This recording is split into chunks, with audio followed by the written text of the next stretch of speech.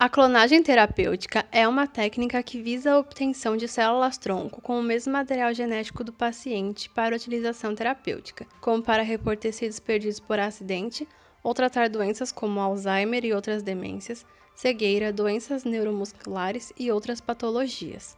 As células-tronco podem ser classificadas em três tipos: totipotentes, pluripotentes e multipotentes. Na técnica de clonagem terapêutica são utilizadas as células-tronco pluripotentes, que são células capazes de se diferenciar em qualquer tipo de célula adulta e, desta forma, produzir qualquer tipo de tecido humano, sendo essa sua importância terapêutica. As células-tronco pluripotentes são encontradas na massa celular interna ou embrioblasto do blastocisto, cerca de 4 a 5 dias após a fecundação.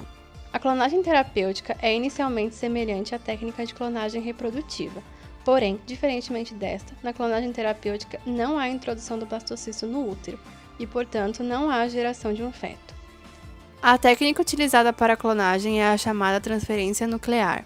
Neste processo, é feita a remoção do núcleo de um ovócito secundário, haploide, e a inserção do núcleo de uma célula somática diploide do paciente.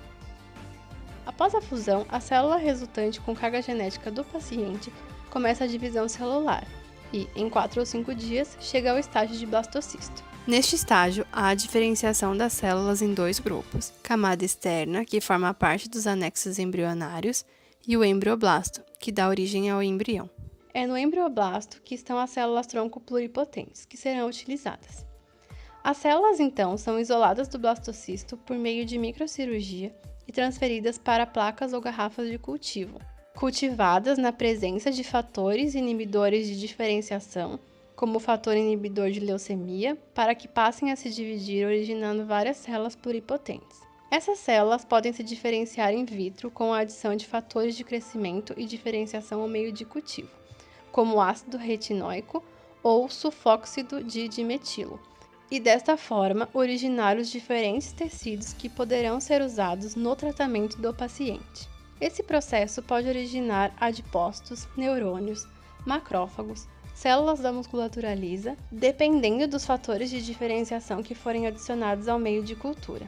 A clonagem terapêutica é uma solução para o problema de compatibilidade que ocorre nos transplantes, uma vez que as células-tronco produzidas são 100% compatíveis com o paciente. Entretanto, por esse motivo, não pode ser utilizado por pacientes com doenças genéticas. É importante ressaltar que a clonagem terapêutica visa apenas a produção de tecidos em laboratório e não a clonagem humana.